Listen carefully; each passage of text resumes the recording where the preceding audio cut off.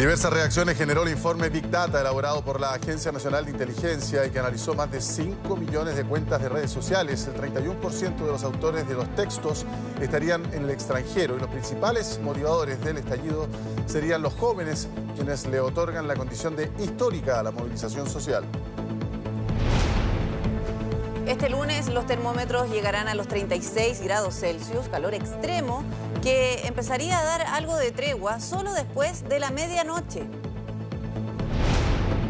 En su informe anual, el INDH califica violaciones a los derechos humanos como graves y numerosas. Hasta la fecha se han puesto 476 querellas por episodios de violencia. Bueno, y ahora vamos con una información de último minuto porque la Corte de Apelaciones de San Miguel ordenó dejar en libertad a Roberto Campos, el profesor que permanecía desde el 30 de octubre en prisión preventiva tras ser acusado de causar daños en el metro de Santiago. Más detalles con Daniela Valdés. Adelante, Daniel. Buenas tardes. Hola, muy buenas tardes. 54 días entonces estuvo en prisión preventiva acá en la cárcel de alta seguridad. Entonces, el profesor Roberto Campos, recordemos entonces, detenido por generar daños entonces ahí en la estación del metro San Joaquín, y se espera que sea en las próximas horas cuando salga entonces en libertad luego de esta modificación de sus medidas cautelares por arresto domiciliario nocturno, además de firma mensual, arraigo nacional y la prohibición de acercarse a la estación de metro San Joaquín. Esto es una instancia judicial que finalmente el día de hoy aprueba la Corte de Apelaciones de San Miguel, luego de otras 7 instancias judiciales donde ya habían apelado, por supuesto, para modificar estas cautelares. Recordar que el profesor de 35 años estaba en prisión preventiva desde el 30 de octubre por los daños a los torniquetes del metro en la estación San Joaquín, y el Tribunal de Alzada el día de hoy acogió los argumentos de la defensa, cambiando entonces esta medida cautelar. Por supuesto, la familia llegó muy temprano y está ya a la espera junto a su abogado defensor de, por supuesto, poderlo acompañar en lo que va a ser su salida desde la cárcel de alta seguridad. Él había sido acusado de provocar estos daños en los torniquetes y en los validadores el día jueves 17 de octubre, un día antes de este inicio del estallido entonces social, cuando ya se producían estos episodios de evasiones, y además de ser imputado por delito de daños calificados en el contexto de Ley de Seguridad del Estado, invocado por el gobierno, por supuesto, arriesga entre 3 a 5 años de cárcel. Recordar también que fue el 15 de noviembre cuando el docente había escrito una carta desde la cárcel de alta seguridad donde había reconocido estar arrepentido de su actuar, pero también hacía un llamado a los jóvenes a continuar con las manifestaciones. Decía yo que fueron al menos 7 instancias judiciales en las que su defensa había apelado para poder modificar estas cautelares, y finalmente el día de hoy lo logran. Su familia, que llegó muy temprano y que también ha iniciado una campaña a través de redes sociales y por todos los medios para poder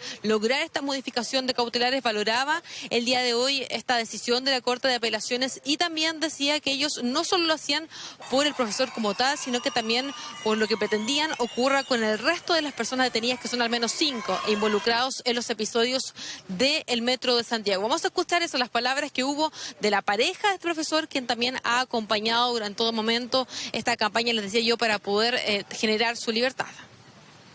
A mí me parece importante que esto es como un primer triunfo no solamente sobre Roberto, sino también sobre las y los detenidos que están de manera injusta privados de libertad y privadas de libertad. Nos da mucha felicidad que por fin, después de 7 audiencias en las cuales nos habían rechazado las medidas cautelares, en esta y dada la presión social también que hemos estado haciendo en redes, en medios de comunicación, etcétera, hemos logrado que Roberto salga en libertad en su proceso de investigación. Por supuesto que hace falta que se haga el juicio, que será el próximo año. No tenemos una fecha específica, pero seguiremos luchando también.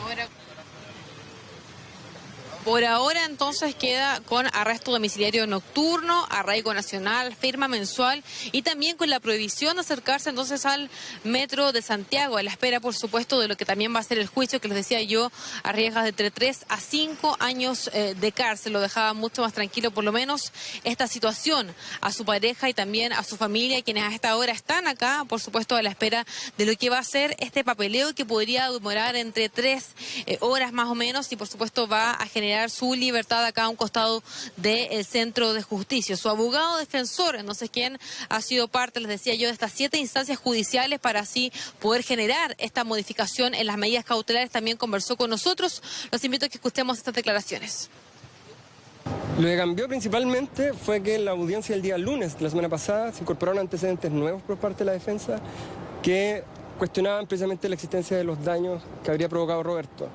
A eso se suma el hecho de que Roberto no tiene antecedentes penales y la Corte valoró positivamente eso para dejarlo en libertad.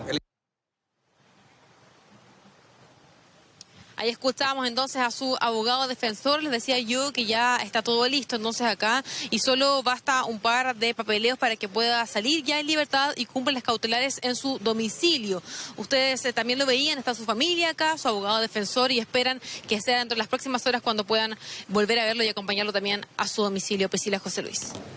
Muy bien, muchas gracias Daniela por ese informe. Buenas tardes. Mire, en el 8º Juzgado de Garantía de Santiago se desarrolla la suspendida formalización contra 12 efectivos de Fuerzas Especiales de Carabineros acusados del delito de torturas ocurridos el pasado 21 de octubre en la Plaza Ñuñoa. Jessica Camblor nos tiene los detalles de esta información. Adelante, Jessica, buenas tardes.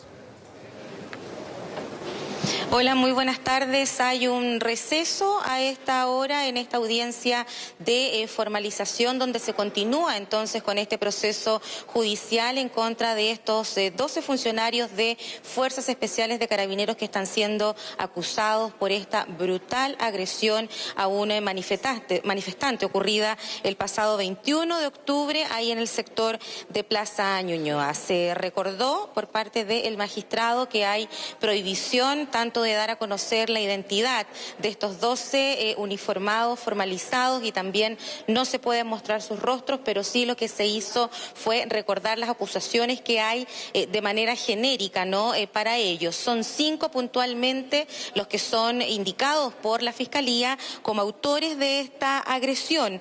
Golpearon a la víctima de manera reiterada con algunos elementos propios que utiliza Carabineros de manera disuasiva, también con golpes de puño, patadas y los otros 7 miembros de este equipo de Fuerzas Especiales de Carabineros están en calidad de cómplices. Recordemos que ellos fueron formalizados por el delito de torturas puntualmente y esto es lo que generó incluso una demora en el inicio de este seguimiento de la formalización que se había hecho la semana pasada, pues la defensa de cada uno de estos funcionarios estaba esperando la resolución que tiene que emitir el Tribunal Constitucional y que dice relación justamente con la admisibilidad y también la suspensión de este procedimiento por considerar que el delito de torturas, para ellos al menos en su exposición que realizaron, es excesivo según el relato y lo ocurrido ese día 21 de octubre ahí en el sector